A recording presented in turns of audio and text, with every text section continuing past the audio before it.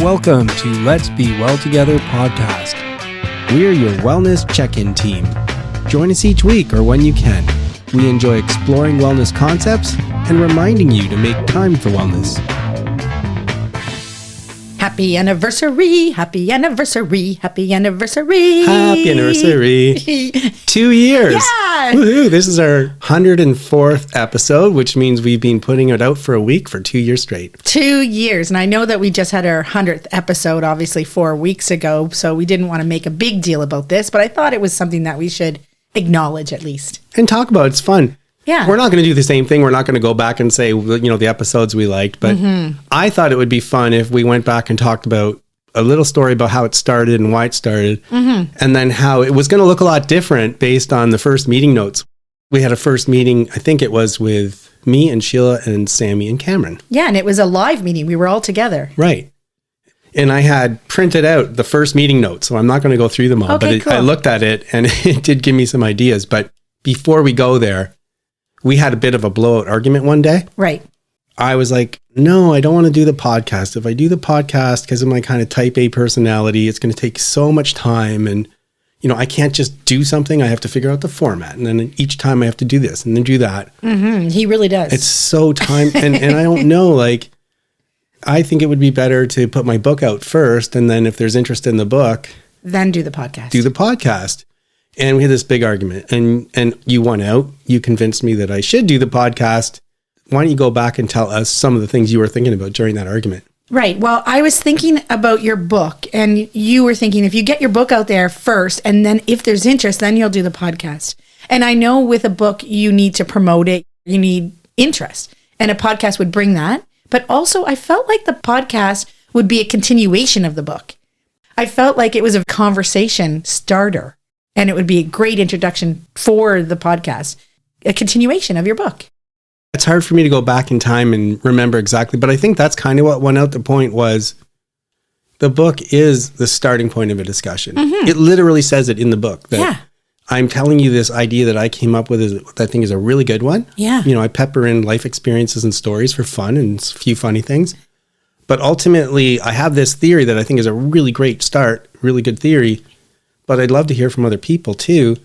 I think that's what went out. And I said, okay, I get it. Now, in retrospect, it was a good idea. I do think that the podcast is kind of the bigger version of everything. Yeah. And it gives us a chance to explore a whole bunch of topics and topics outside the book.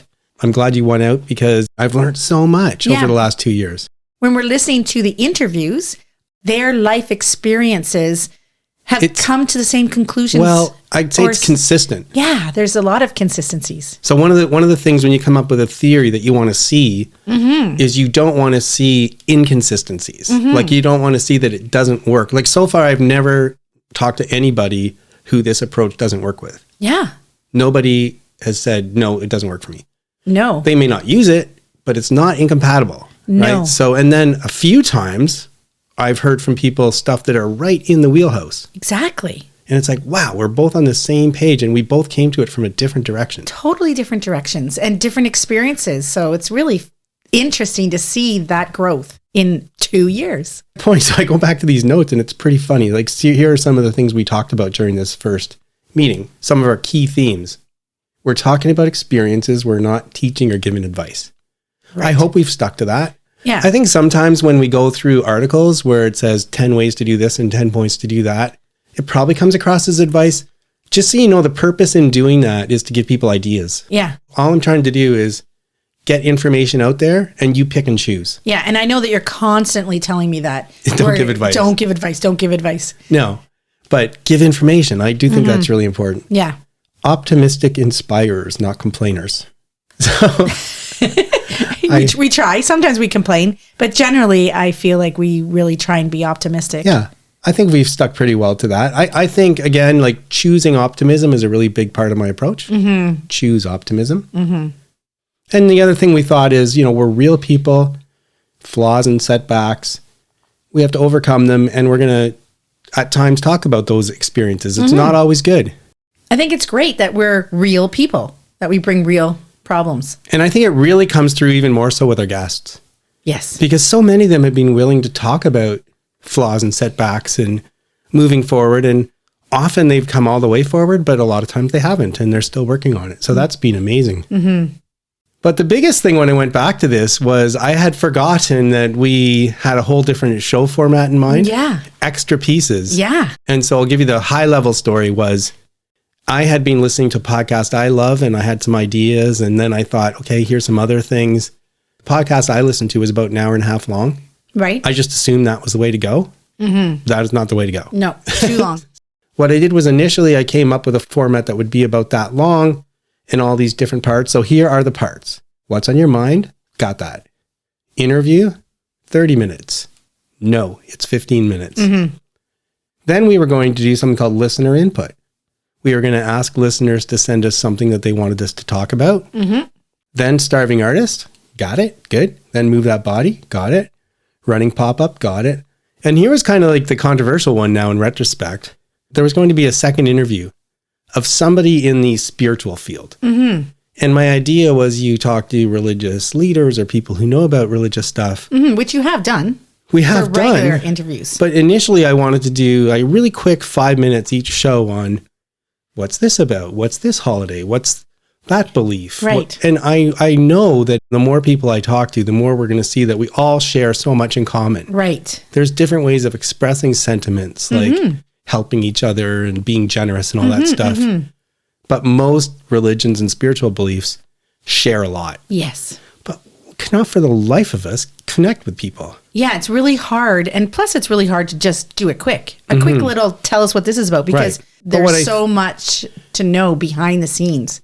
We just had a really hard time connecting with people in that sphere. And so eventually I just said, no, this is too cumbersome. Like I can't be chasing people down all the time. So we just drop that. Flip side of the coin. And then we were going to do facet activities. So my whole theory is there's different areas of wellness. And each show we were going to talk about a different activity that might foster wellness in some area. Mm-hmm. And we realized, and that was only going to be a few minutes, but we realized we don't need that because it's coming into play all the time. Yeah. Plus we just had to shorten it. So in the end, we have 6 segments. Yeah. Not all those. Yeah. And we just kind of put things together a little bit more. And it's 50 minutes instead of 90 minutes. Mm-hmm. But what about your quote of the week? I think that was in there too. Right. Because I do miss that. I think you should put that in some of your pop-ups, the quote of the week. Maybe. Because I remember when I was president of a Rotary Club, I just threw that in, like something I made up at the end of every meeting. I said, the quote of the week is. Yeah. And I would read something from my quote list. Mm-hmm.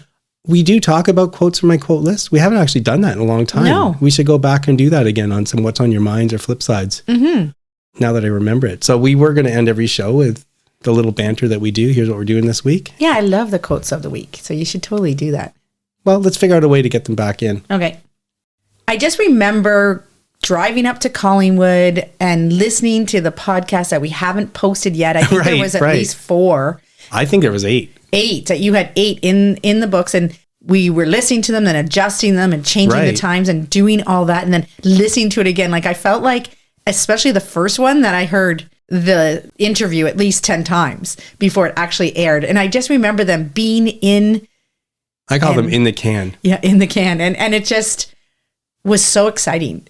It was really cool. I really liked the movie Once, which is about a musician in Ireland and he meets another musician and then they end up odd collection of people and they go into a recording studio overnight and make a session. And the guy in the sound booth, they come in and they look kind of frantic and whatnot. And he's just kind of like, what is going to happen? And then they did their music. It was beautiful. Mm-hmm.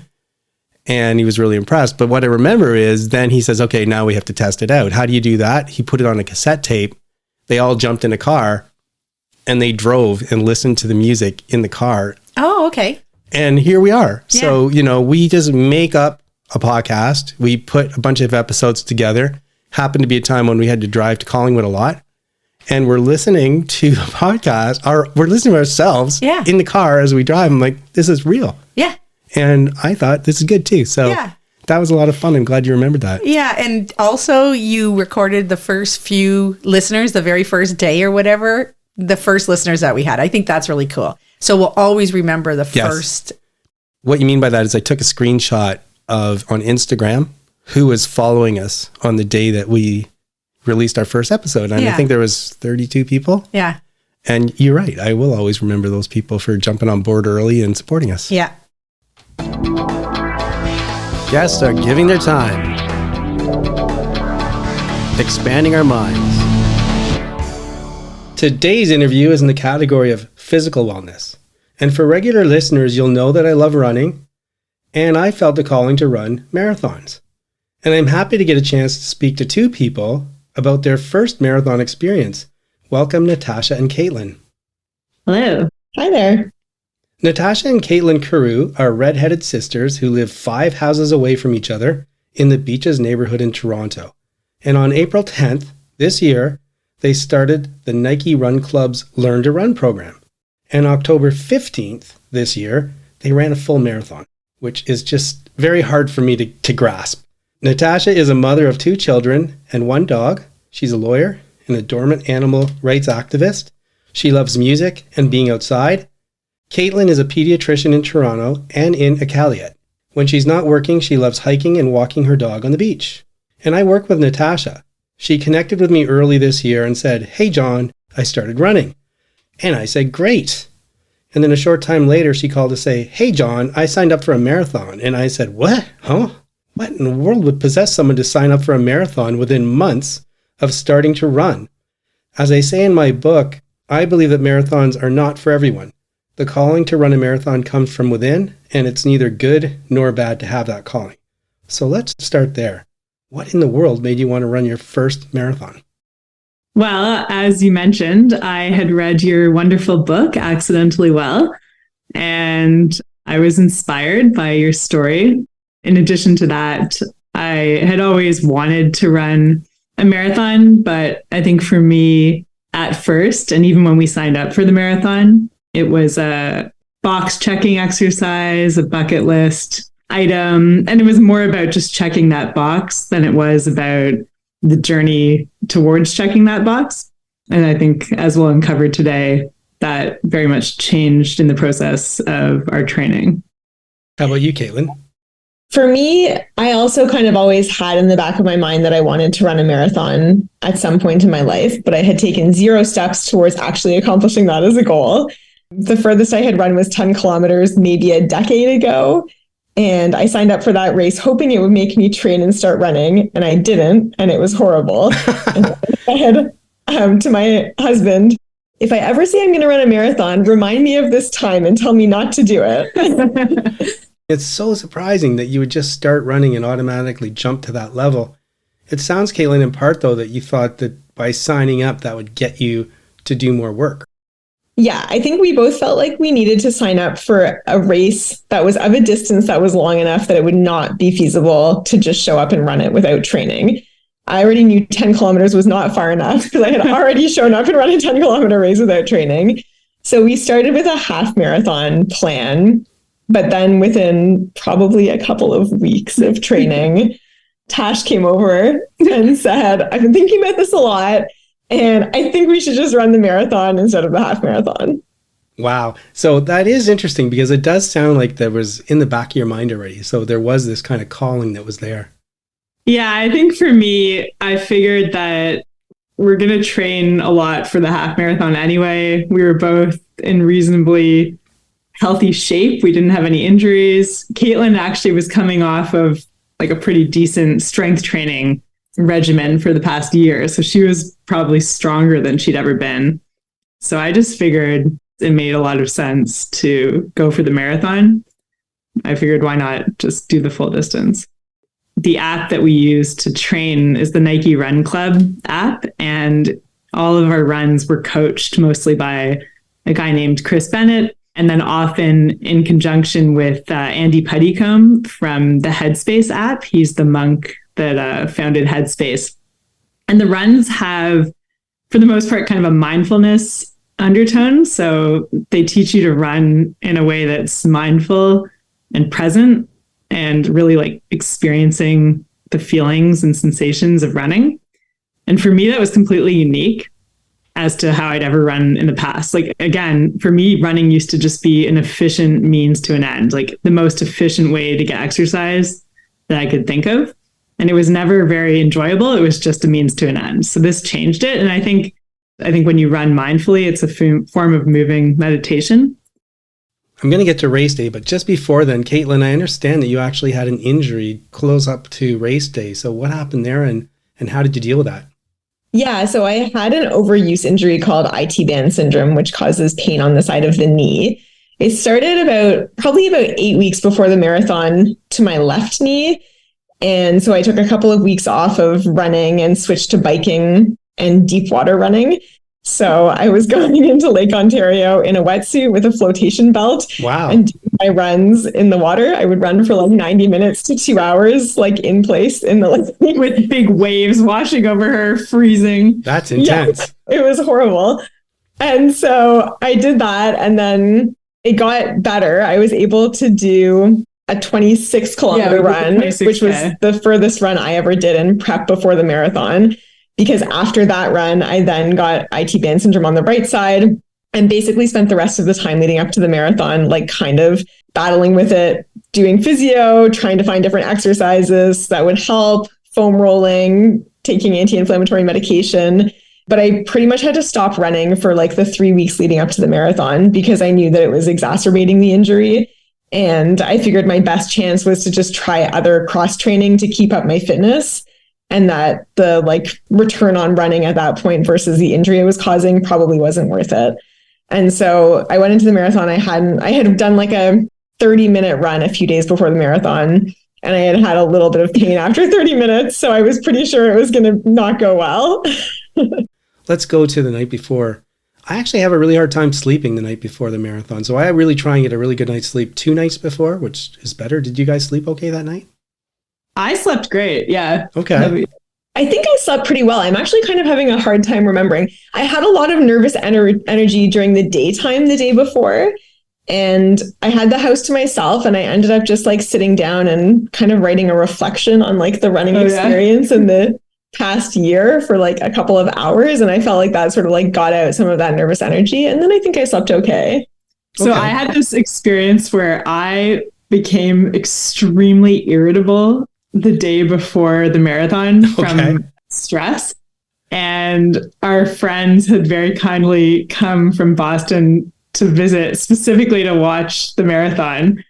And I was just griping at my husband all day. I was so irritable. So I had that the whole day before. And then I did sleep fine though. So then you're at the start line. How'd you feel when you were standing there at the start line? The start line was really exciting. We met people who were first-time marathoners and who were super experienced marathoners. And it was just like a cool sense of community to talk to the people around you in the corral and hear about their running experiences and what they were looking forward to. So that was really fun. Yeah, we were super amped up. Like we were really wired and we were like dancing and laughing and we were doing all of our stretches. Actually, it was funny. When we started the race, my heart rate was at 153, I think. Yikes. From purely excitement. Like, it was really funny. We were really amped up. I'm not sure what your game plan was, just running to feel or whatever, but I tell people hold back because when you start, you're pumped, you're amped, and your body wants to go fast. And you can easily go fast, but you actually have to hold back because you just know from experience that you need to go slow for the first while to have energy at the end. Did you have any plan like that? Did you have any hard time holding yourself back? How'd that go? Yeah, we had a plan to not go out too fast. We had a pace that we were kind of watching. And we did a good job, I think. Yeah, of starting out slow. Yeah. People around us were kind of like passing us and we were like, that's fine. But then we were passing everyone for a while. I think we went into a corral that was actually too slow because I felt like we were passing people constantly. And I was like kind of wishing we had somebody to like tag in behind to like, help pace us. But it felt like there was nobody at one point. That's true. But yeah, no, we had a plan to not go out too fast. And I think we did a pretty good job of that. That's lots of setup. At this point, I'm just going to ask you both, like, just tell me about race day. What was your experience like? High points, low points, how'd it go?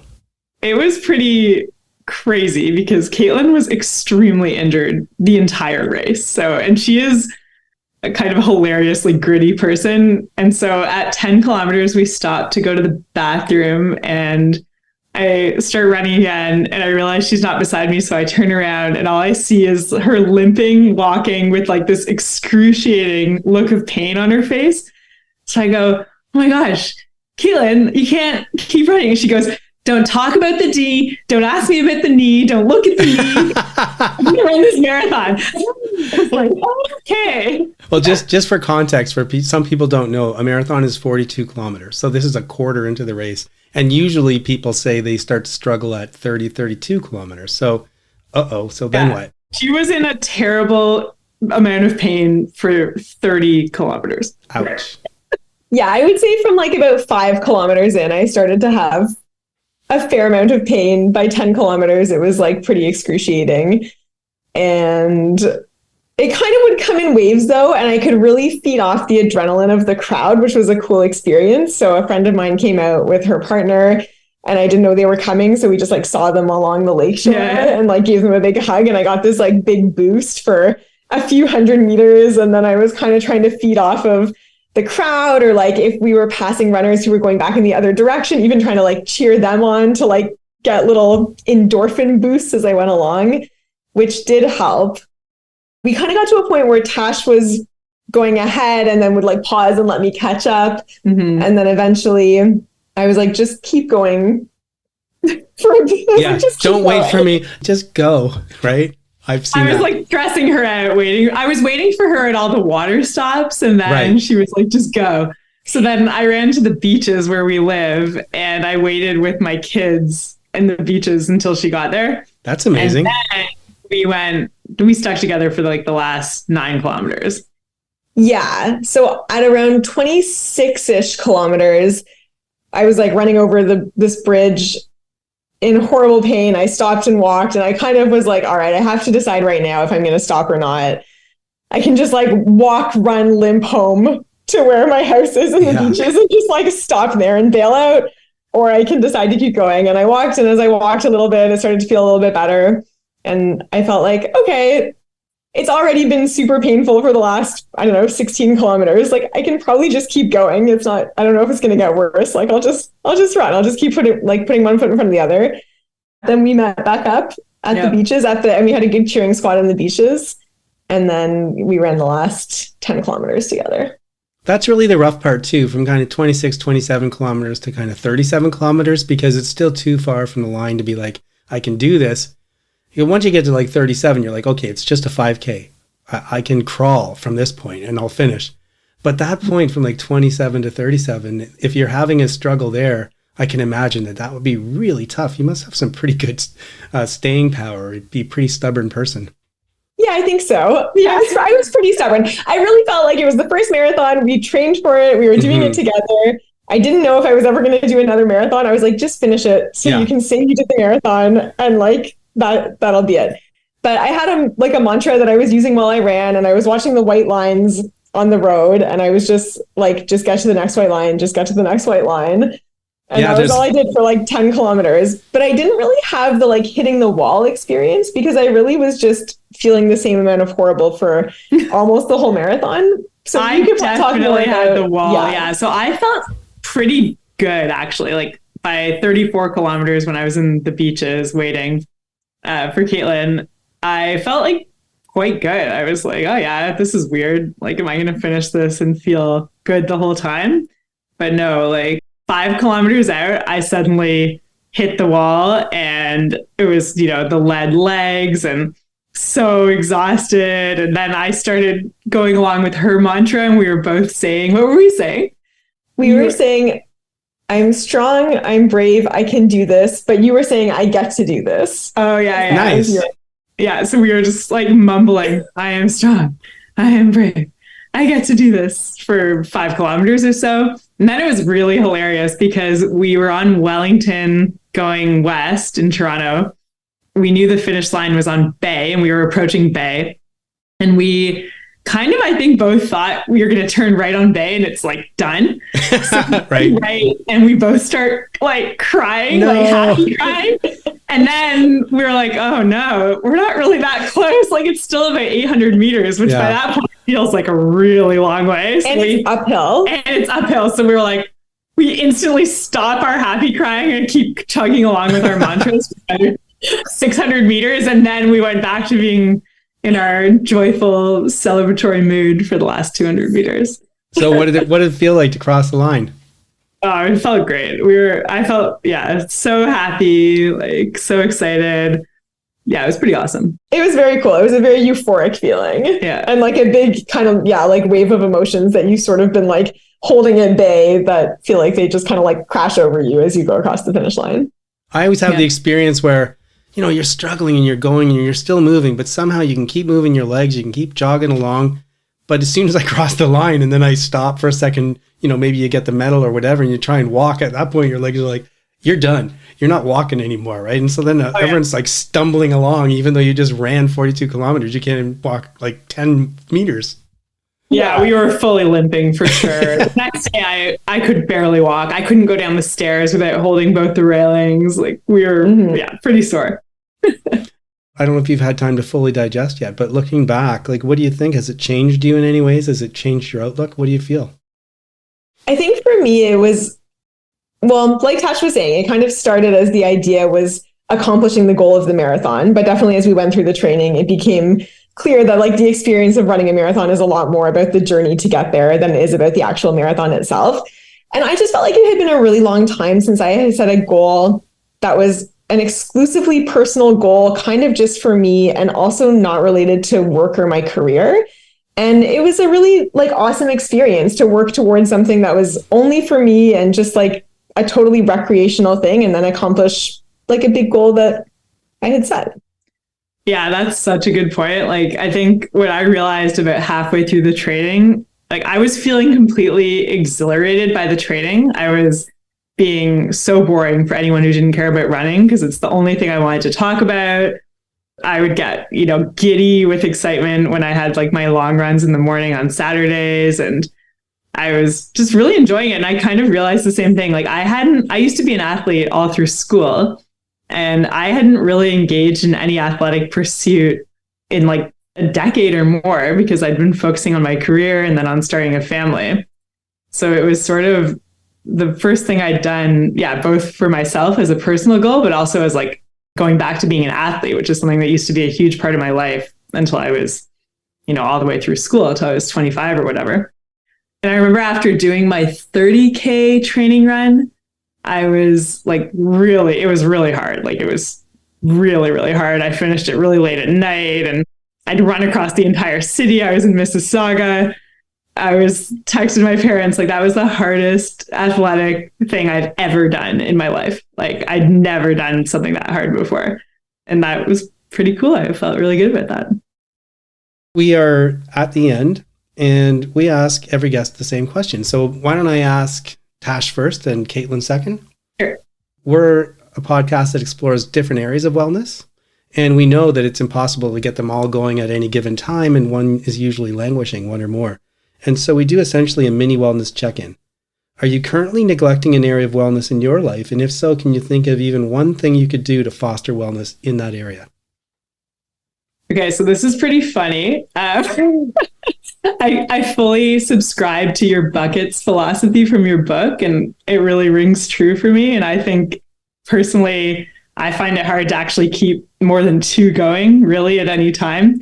And so when I was training for the marathon, I was very much focusing on the physical, and then I was keeping up the work, and my kind of social and family dropped. And since running the marathon, I have barely done 1 ounce of physical activity. That's normal, by the way. I've run 4 times since October 15th. It's now December 19th.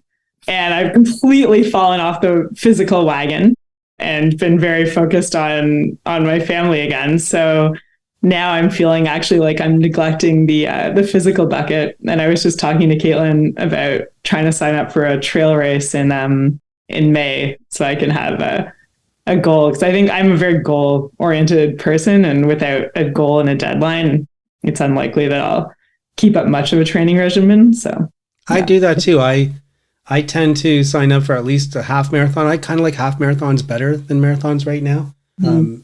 And so I try and sign up for when I actually tend to do the Army run in Ottawa. You can do this cool event where you do a 5K and then a half marathon about half an hour later. But I find that if I do that, then it forces me to get back to things and keep on track. And even this year I did that. And I didn't do a perfect job training. Like, I let some things flounder, but it was enough that it kept me in there. So I like that idea of setting goals. And Caitlin, what about you? Sadly, my physical activity has also gone by the wayside post-marathon, which I'm partially blaming on injury recovery, but mostly on lack of organization and motivation. But it also kind of feels okay because it feels like we put in this really big 6-month push of like a ton of time devoted to marathon training and running and trying to keep up strength training and all these other things. So it feels okay to have a little bit of a break from it. But I think, yeah, definitely something to get back to. Yeah, I'm not really upset about it. I do want to get back into it before too long goes by. But yeah, like it's not just the running, right? Like, because you have to prevent injuries, you have to stretch, you have to run, you have to strength train, you have to foam roll. You have to think about nutrition, hydration. It's a humongous amount of effort and time. So I'm like, it's okay that we drop off a bit. I mean, probably wouldn't have liked to drop to 0 like I have, but I read a lot about this kind of stuff, and lots of people recommend taking at least 2 weeks, if not a month off. And also, you got to remember there was a huge mental strain going on, so you need a mental break. And also, what I've learned from experience is, how you were saying you're always talking about running, you kind of drive people crazy, so you need to take a little of a break too, to give them a break, because you've been talking to them about running for all this time, like, I don't want to hear another thing. And then the worst thing for me is I'm always like, oh my God, that was terrible. I never wanted to run another marathon. Like 2 days later, Sheila will be like, what are you doing? Oh, nothing. I'm not looking at marathons online. So anyway, look, you guys, thanks so much for joining me. It was great to hear. I'm so glad that your run went well. I wish you all the best in your next challenges. Thank you. Thank you for having us.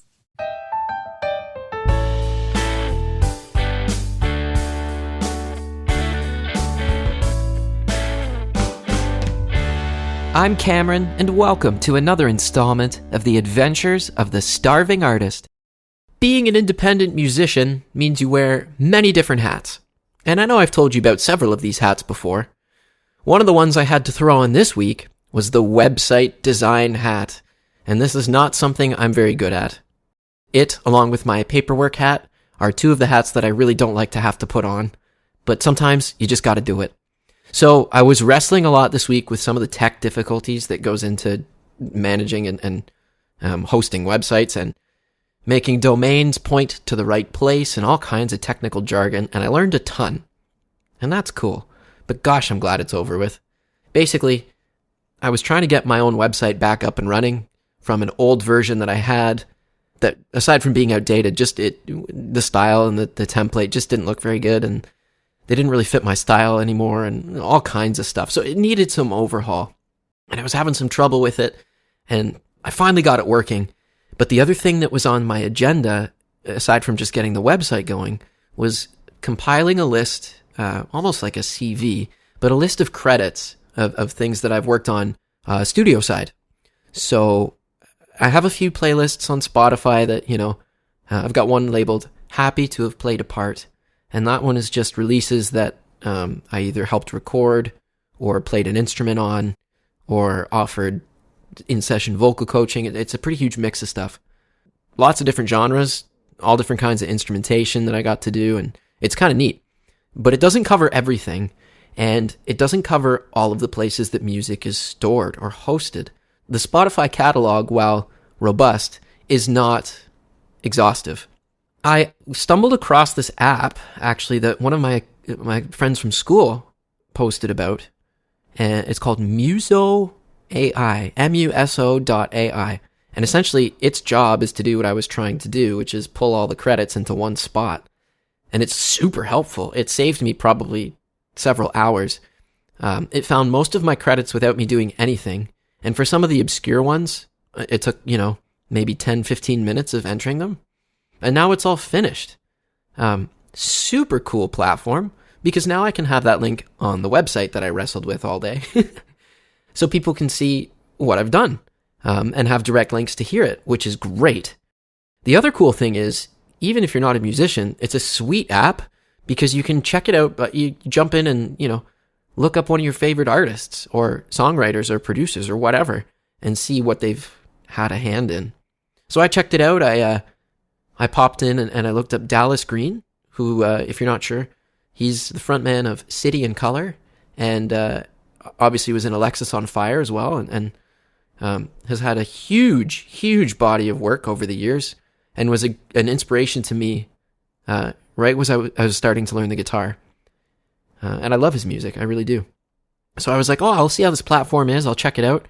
And it's pretty crazy. You see some of the musicians that you look up to and how many credits they have and all the stuff they've done.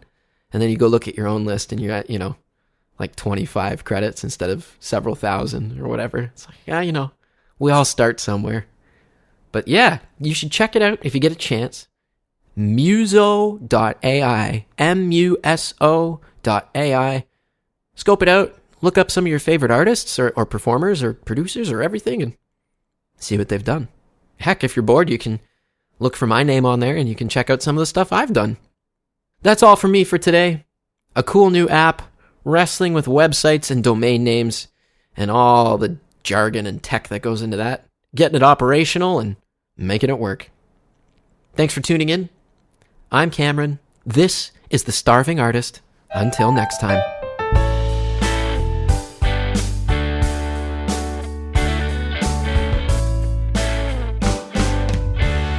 We're glad you're here, and we hope you're making wellness a priority. Hope you're getting something out of the podcast. And especially for people who are new, you might not know that the podcast was inspired by my book, Accidentally Well by John Webster. It's available on Amazon, Indigo, Barnes & Noble, pretty much anywhere where you can buy books online. And this is my pitch for you to buy a copy and have a read.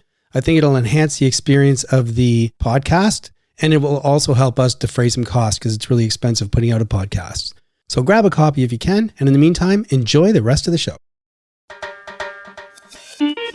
Move that body like we're meant to do.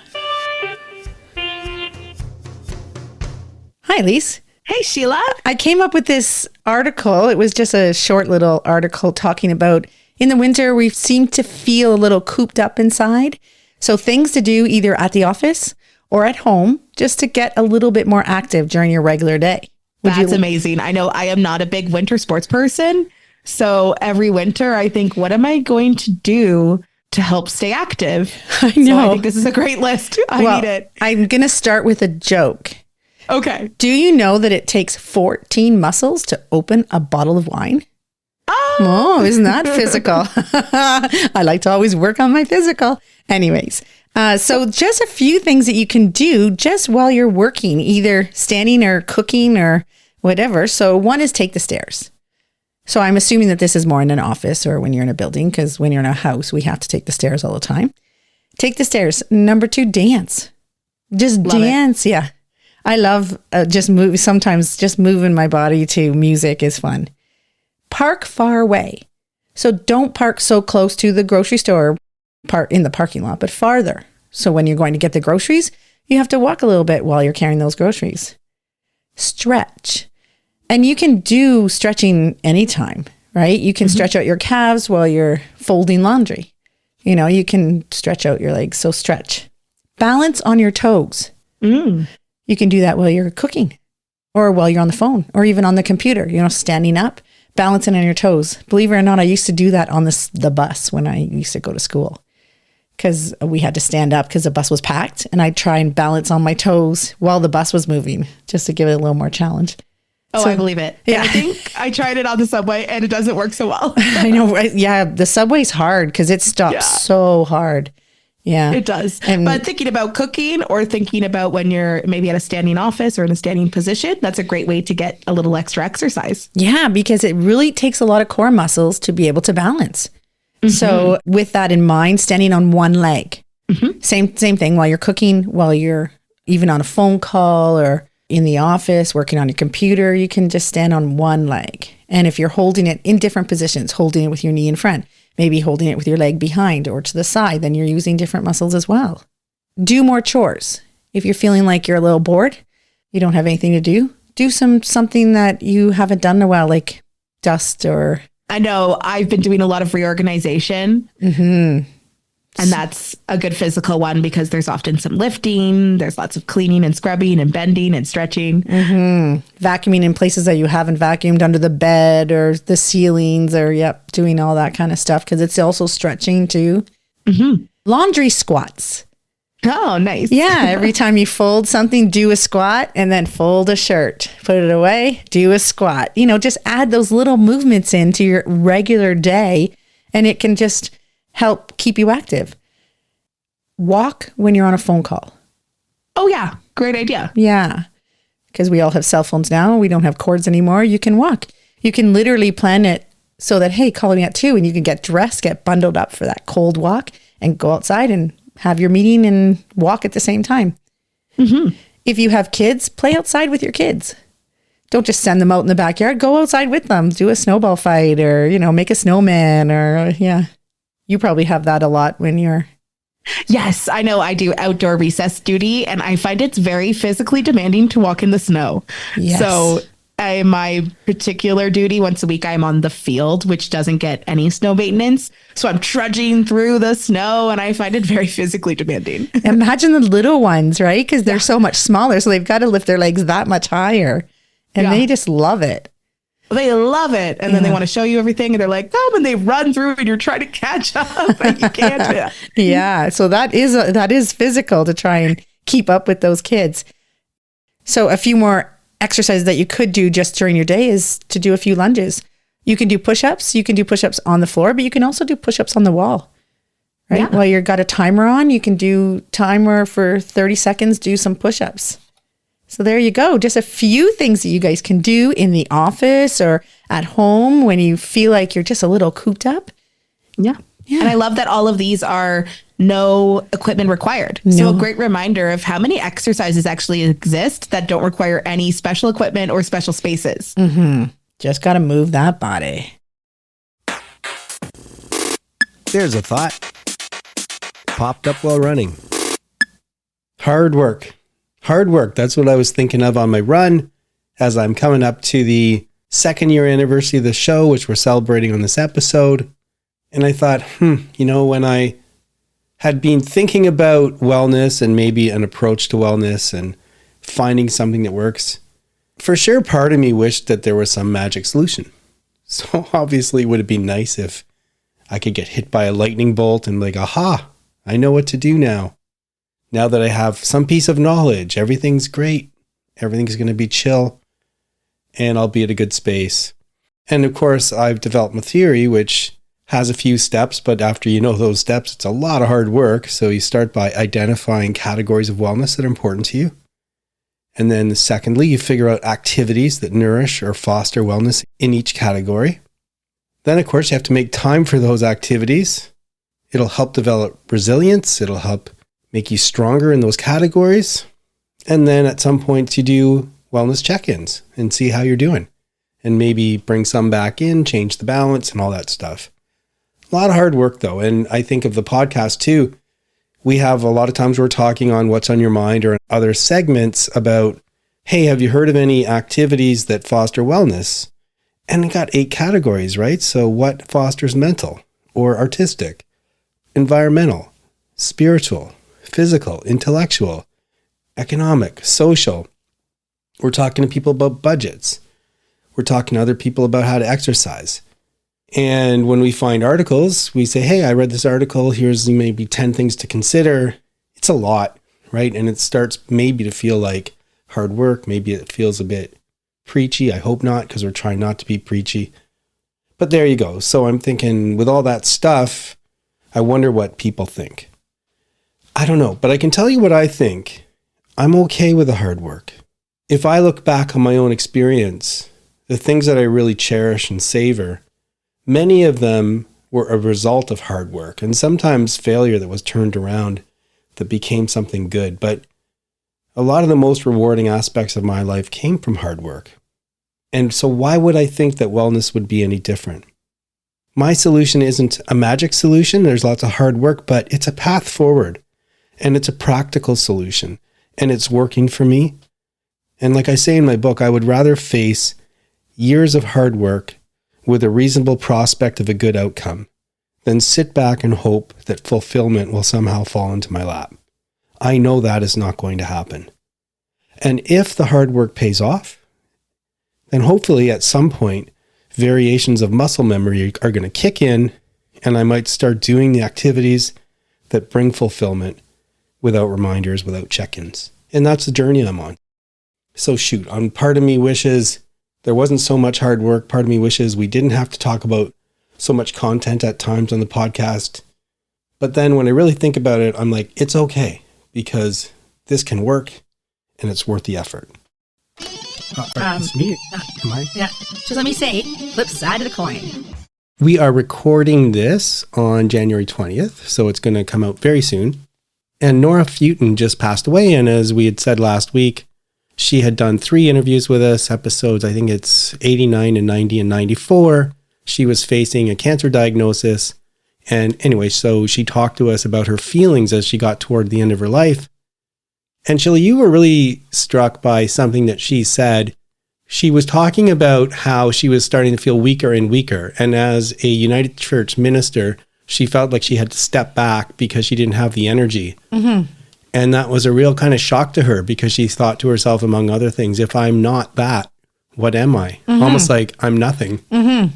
And she realized that that's not true. And you said that really resonated with you. So what were you thinking? It really did resonate with me, because she was like, okay, she had to step back from being a minister, but also being the director, the musical director, because music was in her life all her life. And I related to that because dance was in my life all the time. And so when I stopped dancing, if I'm not a dancer, if dance isn't in my life, who am I? Like, I'm not anyone.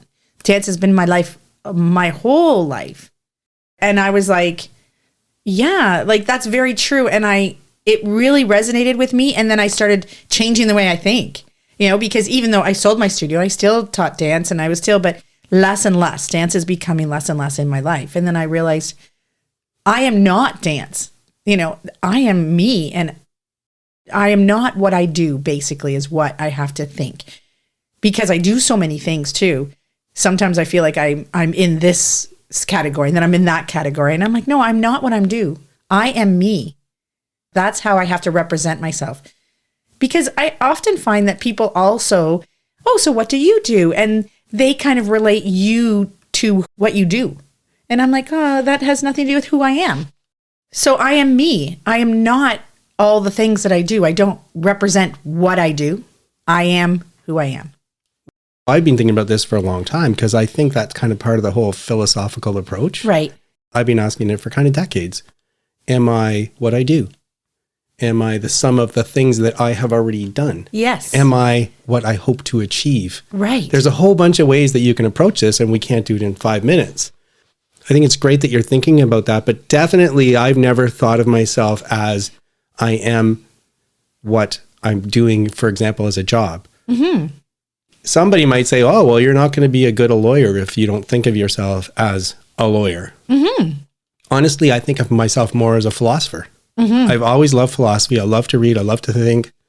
I think of myself more of a problem solver. Mm-hmm. I think of myself more as a brainstormer. Mm-hmm. But doing all those things is perfect for the profession of law. So yes, and very true, yes. I don't have to be like, I'm a lawyer. Yes. And to be successful as a lawyer, because, for example, I walk to work in the morning right now. Uh-huh. One of the reasons I do that is because I'm trying to mentally and physically prep myself to be at best I can be that day. Right. I'm finding that I get to work, my body has been moving, so it's firing on cylinders. Mm-hmm.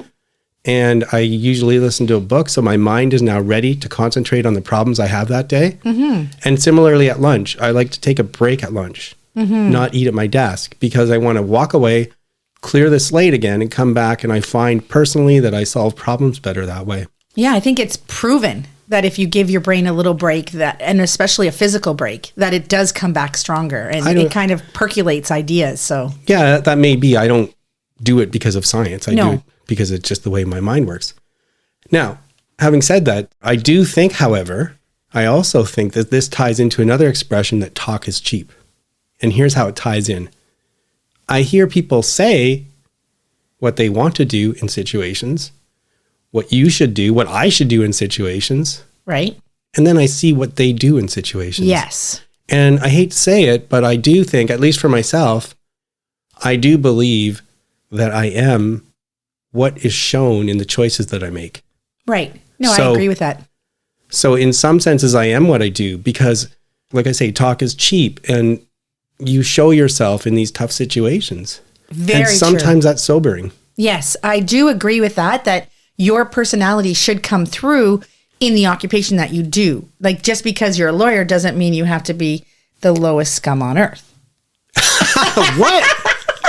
I was wondering if you would get that. Anyway, sorry, it took me a second. I'm like, what are you talking about? But I mean, anyways, you can represent who you want to be and how in your profession for sure. And in just stop. Let me stop you profession. There. That's a really interesting way of putting it. I just want to stop you before I forget, which is what you're saying is, John, you're not what you do. You're not a lawyer, but you show who you are in what you do. Exactly. That's a really interesting point. Yeah, because, sometimes I feel like when you're a lawyer, you feel like you have to be harder. You have to be meaner. You have to, you can't take guff. And that's not how you are. That's not your personality. And so you apply your personality into your job and it works really well. Okay, well, let's forget about me for a sec right. And we are running a little bit long, but I want to turn things back on you. Like, what, if anything, have you come up with now if you've been thinking a little bit more? You're not Sheila the dancer. Mm-hmm. You're not Sheila the waitress or the caterer? Or, no. So what is Sheila? Well, that's a difficult question. Is that not fair? No, it's probably not fair. That is totally not fair to pop that on me now. But I'm just saying that it doesn't matter what your job is. It doesn't matter what you do, how important it is or mundane it is. As long as you do it with the purpose and your personality comes through. I've decided a doer and I like to do things for people. So I have kind of found jobs that I am doing things for people. Good point. But I am also coming back to being happy with myself and bringing that into the situation too. Really neat. So what you're saying is I'm not what I do, but in my life, I've been able to do things that reflect who I am. Yes. Please remember that we're not providing advice. We hope to inspire you to work towards balance, and we urge you to consult with qualified people if you need advice. The people on the show are speaking in their personal capacities. Their views expressed are their own, and don't represent the views or opinions of their outside contacts, their employers, or anyone else. We try to get things right, but we can't guarantee everything we say is correct, or that the things we talk about will work for you. Let's be well together, and let's be sure to do that in a safe way. And it's sign-off time. It's Sheila here with Elise and John. Hi. Hello. Hello. It has been a cold one here in Kitchener-Waterloo. A lot of just Southern Ontario, as well as Northern Ontario, Elise. That's right. Owen Sound is not Northern Ontario. We're still technically Southern Ontario. Really? Yeah. There's a pretty big section of Northern Ontario, way above that. Yeah, you're right. Northern Ontario is more like Sudbury, Thunder Bay. Okay. So North-South Ontario. Yeah. We'll call you that. Anyway, so it has been a cold one. Working outside, bundled up and trying to keep warm and active. It's been hard, but it is going to warm up this week, so that is nice. We're looking forward to that. I had a busy work week, but other than that, it was just business as usual. I actually worked an AC/DC concert yesterday. It was a cover band, of course, and it was fun. So, but a little late for me, so I'm a little tired today, but I will be up and ready to go for work and start my week again. I've got a busy week this week, and John and I are starting our dance class this week, our ballroom dancing. So we'll let you know how that goes. Hopefully we don't step on anyone's toes or each other's toes. Hopefully we're alive for next week. What about you, John? What do you have going on? Hopefully after that, we'll still be married after Wednesday. Exactly. That's another one. Well, I'm still going on the treadmill. I did another 10K treadmill run. It went better than the first one, so I was happy about that. You're right about the weather, and I was going to try and find out this week what it would be like to walk to work in this winter, in this cold. I was thinking, I don't know, like it's one thing to do it in fall, in the summer, but it actually wasn't that bad. One day it was really cold, and I bundled up even too much. I looked a bit like the Michelin Man walking down the street with my arms out, all like totally covered, but I had to take off a few layers on the way, but it worked out. And so I do think that I can walk for most of the winter. And the big thing for me right now is on today's episode, I'd been holding off on saying anything about this because Natasha is somebody who I work with, and she ran a marathon, and she called me a little bit before she ran for a few tips and thoughts. And I was like, oh, like I was invested, and I didn't know how it would go. She, as you could hear from the interview, she only started running earlier this year and then signed up for a marathon. So I was a bit worried. Mm-hmm. And I was really hoping it would go well, and it did. So it was so great to hear from her and Caitlin today. I really enjoyed that interview. Made me feel great all over. And how about you, Elise? How are you doing? Well, that sounds amazing. I'm doing great. It's been a really snowy week for us. Every day, I think 6 days in a row, we had snow squall warnings. So we were staying inside a lot just to stay off the roads because it was quite windy and quite blowy and bad visibility. And it also meant that there was a lot of uncertainty at work this week because I work at a school. Sometimes when the school buses cannot run, we are still open. But the students, there might be a lower number of students. A lot of the staff members can't make it in safely. So it affects how many kids you have in your class. Maybe you might have students from other classes that you have to take on just because there might not be staff members there. So I find it makes me worried. Like I just go to bed and I'm worried about what my day is going to look like. Who's going to be there? Am I going to have support staff? Am I not? And then Thursday I did a cardio boxing class on an on-demand class. And the teacher was like, okay, we're going to start the day by just letting go of something. So I'm trying to let go of things I can't control. That's good. Because it shouldn't bother me, but for whatever reason, it does. So I'm trying to work on just letting it go and controlling what I can control. So hopefully that works this week. And is it going to warm up there? Yeah, we're supposed to warm up as well.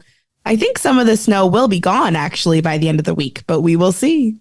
So looking forward to letting go of those things I can't control this week.